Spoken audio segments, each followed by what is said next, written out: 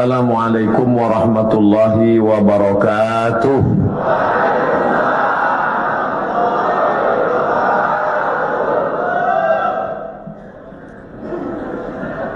Begitu kalau tentara menjawab.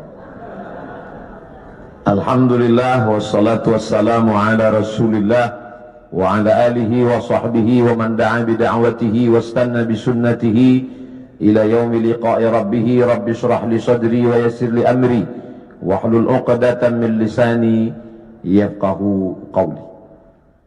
Saya berceramah di tengah TNI, tentara ini rasanya sudah sering. Perasaannya ngeri-ngeri sedap. Dulu diundang oleh Komandan Korem Wirabima Riau, Pekanbaru, dan biasanya mudah diingat karena mereka buat sesuatu yang khas. Itu teringat terus karena saya disuruh ceramah di atas mobil. Ini seumur umur. Jadi ada sesuatu yang membuat kita teringat. Berganti waktu itu Pak Nurendi, berganti komandan yang baru, itu teringat juga karena unik juga yang dia buat. Tiba-tiba datang ke rumah saya seorang tentara, Pak Dewa namanya. Pulang saya diberitahu tadi ada tentara datang. Saya tanya ngapain? Ngambil baju. Kenapa baju saya diambil? Ini ada apa-apanya ini? Rupanya beberapa hari setelah itu dia kirim 5 baju supaya Ustaz Somad ceramah bajunya ganti-ganti gitu. Masya Allah, teringat saya. Kemudian pula di beberapa tempat ceramah hampir dibatalkan, tidak boleh, tapi akhirnya jadi. Setelah saya telusuri, kenapa jadi? Karena Bapak Dandim berani bertanggung jawab kalau ada hal-hal nanti yang bisa membuat Ustadz ceramahnya tidak jadi. Oh, jadi saya di kesempatan ini tak dapat disebut namanya satu persatu, ingin mengucapkan banyak terima kasih kepada TNI yang sudah memberikan kontribusi dalam bidang dakwah. Mereka tidak berceramah tapi memberikan jalan. Kata Nabi, man jahaza ghazian, siapa yang memberikan jalan untuk dakwah maka dia sama seperti orang yang berdakwah. Dan siapa yang paling mulia nanti di hadapan Allah belum tentu yang ceramah, boleh jadi kameramen, karena mereka yang menshoot kemudian mengupload dan ditonton orang banyak. Oleh sebab itu siapa yang paling besar pahala jasanya di hadapan Allah? Mudah-mudahan kita semua nanti melihat amal kita di hadapan Allah, dan kita bersama di masjid ini, bersama di majelis duha ini, bersama di masjid Maulid Nabi Muhammad SAW, bersama pula kita nanti di surga Jannatul Firdaus, insyaallah. Kalau nanti Bapak Ibu mencari-cari kenapa Ustaz Abdul Somad tidak ketemu, tidak nampak di surga, cari di ruang VVIP-nya. Kenapa Ustaz tiba-tiba ingat VVIP? Mengingat saudara-saudara yang di atas. Mereka ini ruang VVIP. Masya Allah, tabarakallah. Mengapa saya diundang dalam acara peresmian masjid? Memang itu doa saya selalu. Dan saya sampaikan di beberapa ceramah, tolong jangan undang saya peletakan batu pertama masjid, tapi undanglah saya pada acara peresmian peletakan keramik terakhir. Alhamdulillah doa itu dikabulkan Allah Subhanahu wa taala, dan yang mengundang saya Direktur Keuangan. Bangga kita. Tidak mungkin acara apapun terjadi kalau tidak ada izin dari keuangan. Semuanya bicara uang, materi, duit. Oleh sebab itu kebanggaan luar biasa. Dan ternyata Bapak Direktur Keuangan TNI, Bapak Brigjen TNI Temas, ujungnya titel saya lupa. Beliau tidak melupakan pendahulu beliau disebutkan yang ke-17, ke-18, ke-19, ke-20. Ini yang sekarang terjadi krisis di tengah masyarakat kita, melupakan orang masa lalu. Siapa yang melupakan sejarah, maka dia sudah kehilangan pondasi, rapuh. Ini bangunan tegak berdiri karena ada pondasi. Abu Bakar Siddiq tidak mau naik ke atas mimbar di lantai 3. Mimbar Nabi itu lantainya 3, 1, 2, 3. Abu Bakar kalau khutbah di lantai 2 saja, di tangga nomor 2. Ketika ditanya kenapa tidak mau, karena yang tegak di tempat 3 ini Nabi Muhammad sallallahu alaihi wasallam. Ketika Abu Bakar meninggal, naik Umar tidak mau di lantai tangga nomor 2, dia tegak di nomor 1, di bawah. Ketika ditanya kenapa, karena yang layak di sini hanya Abu Bakar, yang di sini adalah Nabi. Mereka dulu begitu, orang sekarang enggak. Malah dia ganti itu tangga semua, ganti yang baru. Tidak menghormati orang masa lalu. Apa itu pendahulu itu, enggak buat apa-apa kata dia. Tapi hari ini saya sedang diajarkan, wahai Abdul Somad, hormati pendahulu, hormati orang masa lalu. Kalau bahasa Bung Karno-nya, jas merah. Jangan sekali-sekali melupakan sejarah. Walaupun TNI jasnya hijau.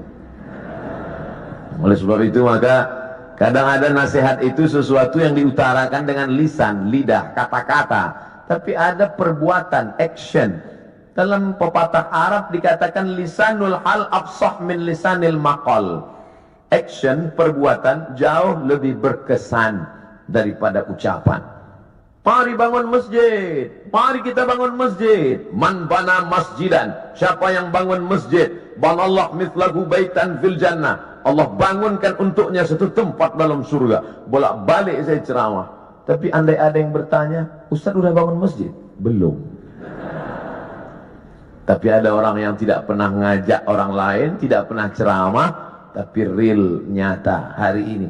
Yang bisa bangun dengan uangnya, bangun dengan uang. Tidak bisa bangun dengan uangnya, bangun dengan uang orang lain. Tapi dengan kekuasaan yang ada di tangan kita. Mumpung tanda tangan masih berlaku, mumpung ada segenggam kekuasaan di ujung jari titipan Allah, pakai menolong agama Allah subhanahu wa ta'ala. Itu selalu ceramah saya ulang-ulang, dan hari ini saya melihatnya real, nyata. Mudah-mudahan ini menjadi inspirasi bagi seluruh orang-orang yang diberikan Allah amanah jabatan dan kekuasaan. Selama saya memimpin harus ada satu masjid yang baru, harus ada satu masjid renovasi. Kadang saya pergi ke salah satu kantor-kantor tempat ceramah, megah, besar, hebat, acara convention hall. Ketika nanya, Pak mohon izin mau sholat ke masjid, kecil. Karpet pun bau kepinding. Tapi di masjid, direktur keuangan, Masya Allah, megah, mewah, memandang ke atas, rasa-rasa dekat ke langit, doa terkabul. Lampunya indah. Kadang di beberapa masjid saya hilang konsentrasi, kehilangan bahan. Kenapa? Semua ibu-ibu berkipas. Hari ini tak ada.